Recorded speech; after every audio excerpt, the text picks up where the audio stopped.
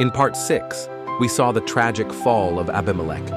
Now in part 7, we meet a man who was rejected by his family, but chosen by God to lead.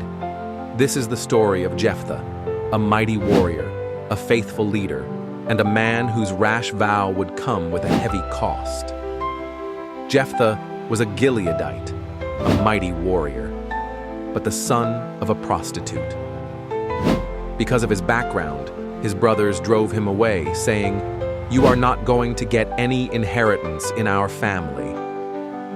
He fled to the land of Tob, where he lived with outcasts. But when Ammon threatened Israel, the elders of Gilead turned back to Jephthah and begged him to lead them into battle. Jephthah agreed, but only if they would make him their head and commander. They swore before the Lord, and Jephthah returned to lead. Before fighting, Jephthah sent messengers to the king of Ammon, reminding him of Israel's history, how God gave them the land and how Israel had done no wrong. But the Ammonite king ignored the message. War was inevitable. As the Spirit of the Lord came on Jephthah, he made a vow. "If you give the Ammonites into my hands, whatever comes out of the door of my house to meet me when I return in triumph will be the Lord's, and I will offer it as a burnt offering." It was a bold and unnecessary promise. God gave Jephthah a great victory over the Ammonites, but when he returned home, the first to come out of his house was his only daughter, dancing with joy.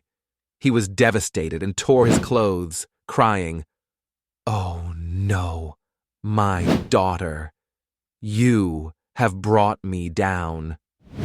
She responded with grace and courage, "My father, do to me as you have promised to the Lord." After 2 months of mourning, she returned, and he fulfilled his vow. What exactly happened is debated, but the tragedy is clear. Jephthah was a man of faith and courage, rejected by others, but used by God. Yet even the faithful can make rash decisions that lead to pain. His story teaches us, God honors those who trust him, but he doesn't ask for reckless vows. We must measure our promises and trust that God's grace is enough. Thank you for watching.